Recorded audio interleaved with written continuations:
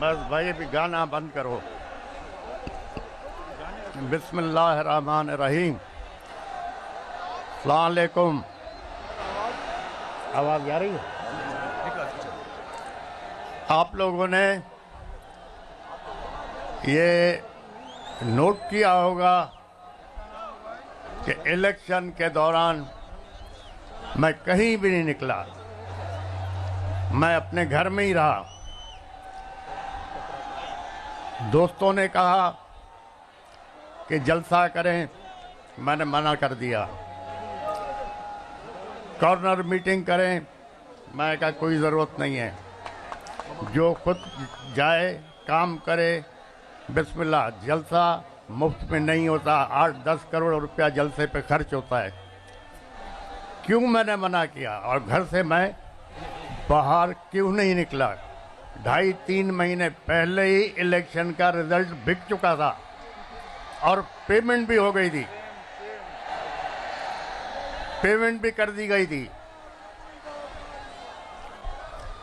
जब मैं हमेशा कहता था, और मेरे कुछ दोस्त कहते थे आप बार बार क्यों कहते हैं, मैं हमेशा कहता था कि फेडरेशन की अलामत हमारी फौज है, रखवाली है फेडरेशन की।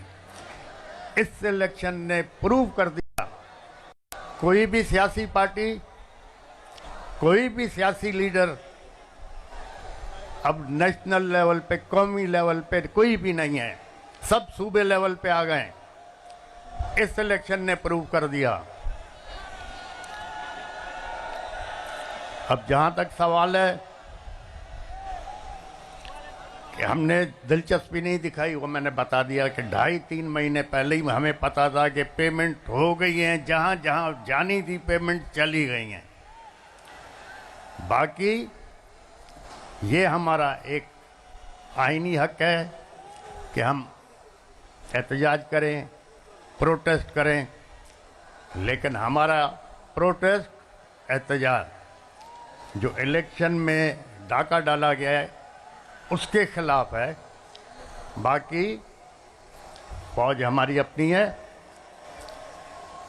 हम सोच भी नहीं सकते जो हमारी फेडरेशन को संभाल रही है उस फौज से हम दूर हो, हम ये सोच भी नहीं सकते हैं। बाकी सियासी इख्तलाफात होते रहते हैं और सियासत से मैं थोड़ा दूर इसलिए रहता हूं क्योंकि मैं हमेशा कहता हूं जो जितना अच्छा झूठ बोल सकेगा उतना अच्छा लीडर बन सकेगा। तो इसीलिए मैं ज़्यादातर दूर रहता हूं कि झूठ बोलना कम पड़े। बाकी जहां तक इलेक्शन का सवाल है, जो जीता है वो खुद परेशान है, सर पकड़ के बैठा हुआ है, और जो हारा है या हरवाया गया है वो सब हम रास्ते पे निकले हुए हैं। तो अब तो ये जो फैसला जो हमारे मुल्क के करते हैं, अब उनको सोचना पड़ेगा कि अब आपके पास कोई भी कौमी पार्टी या कोई भी कौमी लीडर नेशनल लेवल पे नहीं रहा। तो अब कौन बचा फेडरेशन संभालने वाला? सिवाय फौज के कौन बचा है? अब फलस्तीन में देखो क्या हशर है, गाजा में देखो क्या हशर है, लोग जूते खा रहे हैं, मर रहे हैं। अगर ये हमारी फौज नहीं हो तो हमारा भी यही हशर होगा। तो हम नहीं चाहते कि हम ख्वार हों, खराब हों। ये हमारी फौज है जिसकी वजह से हम इज्जत से भी बैठे हुए हैं, सुकून से बैठे हुए हैं। यही फौज हमारी बॉर्डर संभाल रही है, यही सरहदों को संभाल रही है, दहशतगर्दी से मुकाबला कर रही है। इसी वजह से हम आराम से घूम रहे हैं, फिर रहे हैं। बाकी जहाँ तक सवाल है इलेक्शन का, इस पे भी मैं ज़रूर थोड़ी रोशनी डालना चाहूँगा। अब इंट्रा पार्टी इलेक्शन है। इंट्रा पार्टी इलेक्शन जिस तरह पीटीआई ने कराया, उसी तरह नून लीग ने कराया, उसी तरह पीपल्स पार्टी ने करवाया, उसी तरह फंक्शनल लीग ने कराया। अब उस पीटीआई के इंट्रा पार्टी इलेक्शन की वजह से ये क्या कौन सी है ये नहीं ये भाई इलेक्शन कमीशन उसने जमीन आसमान एक कर दी। अभी जो इतनी बड़ी खरीदो फरोख्त हुई है इस इलेक्शन में, जनरल इलेक्शन में, तो कहाँ है ये इलेक्शन कमीशन, कहाँ सो रही है? इस पे भी तो कुछ बोले। इमरान खान को सब चोर कहते हैं,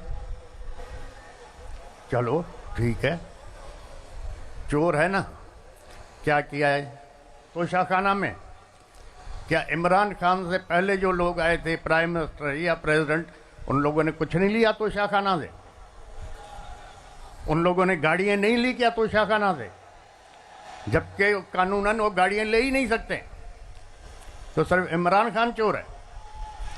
मेरी नज़र में इमरान खान चोर नहीं है। मेरी नज़र में हाँ बेवकूफ़ी हो गई होगी, गलती होती है। गलती किससे नहीं होती? गलती तो इंसान से होती है। अगर इमरान खान से गलती नहीं होती तो वो फरिश्ता होता।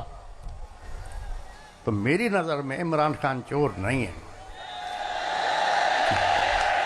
अगर इमरान खान चोर है तो फिर हम सभी चोर हैं।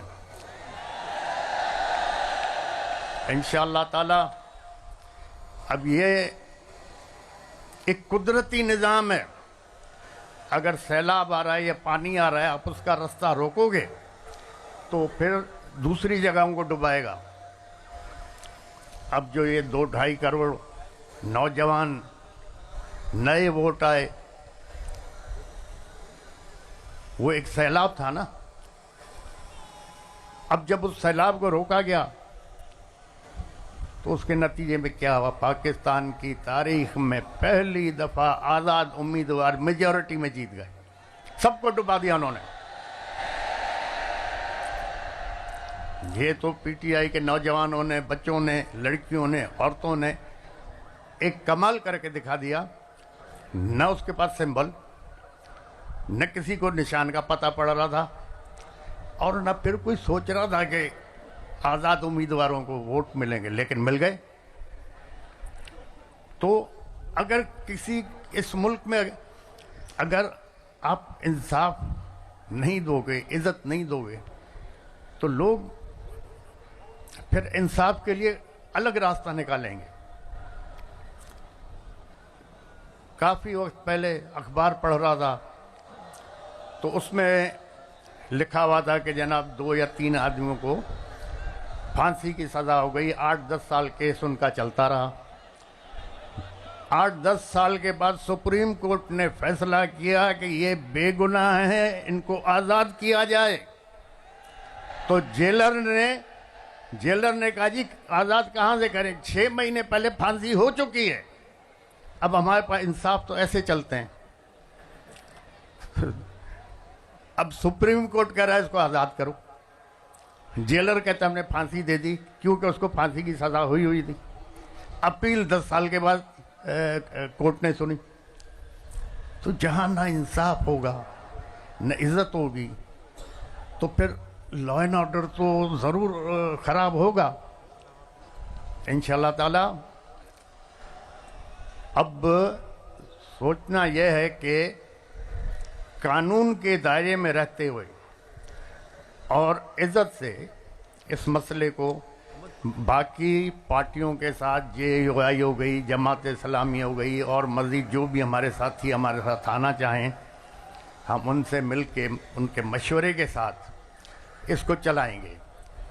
जहाँ तक मुझे पता है, जो मैं समझता हूँ, जो ऊपर खिचड़ी बन गई है, 8-10 महीने से ज़्यादा ये हुकूमतें चलना ही नहीं है।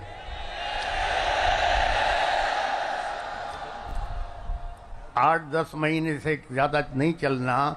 अब पिछले जो 20 महीने हुकूमत थी उसमें जो महंगाई आसमान पे गई है, उससे क्या हुआ है? उससे हुआ ये है कि जो मिडिल क्लास थी वो ख़त्म होती जा रही है। अब इस इलेक्शन के बाद आप देखो महंगाई आसमान पे जाएगी। अब जब महंगाई जाएगी तो आपका मिडिल क्लास ख़त्म हो जाएगा, तबाह हो जाएगा। माशरे को अमीर आदमी नहीं चलाता, न गरीब चलाता, माशरे को मिडिल क्लास चलाता है। जब मिडिल क्लास ख़त्म हो गया तो आपका माशरा ख़त्म हो जाएगा। तो खुदा के लिए जो ये देख रहे हैं हालात किस तरफ हमारे जा रहे हैं, इनको सोचना चाहिए। और ये 8-10 महीने से ज़्यादा हुकूमत चलनी भी नहीं है। हो सकता है अब फौज ने सबको आजमा लिया, अब आजमाने के लिए बचा क्या है, हो सकता है इमरजेंसी डिक्लेयर हो जाए या मार्शल लॉ लग जाए। यही जज उसको प्रोटेक्शन देंगे, यही जज जो इधर बैठे हुए हैं, यही जज लीगल कवर देंगे। तो हालात अच्छे नहीं हैं। दूसरा, मेरे दोस्तों ने कहा कि जी हम बाइकआउट करें इलेक्शन। मैंने कहा नहीं, आप बिल्कुल लड़ें। अगर नहीं लड़ते इलेक्शन तो हम कैसे इन लोगों को एक्सपोज करेंगे? अगर कुछ दोस्तों के कहने पे हम बाइकआउट करते तो ये लोग एक्सपोज ही नहीं होते। अब इतने बुरी तरह से एक्सपोज हो गए कि नेशनल और इंटरनेशनल लेवल पे ये बदनाम हो गए। इस इलेक्शन को कौन मानेगा? क्योंकि सारे इलेक्शन फ्रॉड पे थे, रिजल्ट पहले बिके हुए थे। तो इंशाल्लाह देखें, खुदा अच्छा करेगा। खुदा ताला आप लोगों को, इस मुल्क को, हमारी फौज को अपने हिफ्ज़ अमान में रखे और हर आफत, आजमाइश, तकलीफ, दुश्वारी से पनाह में रखे। हमारे जजों को, हमारी फौज को खुदा रहनुमाई फरमाए कि इस कौम के, इस अवाम के फ़ायदे के लिए सोचें और काम करें। आप लोगों की सबकी मेहरबानी। आप लोग दूर से आए, और दूसरा, ज़्यादा मैं तकरीर कर भी नहीं सकता, तकरीर मुझे आती नहीं। मेहरबानी, खुदा हाफ़िज़।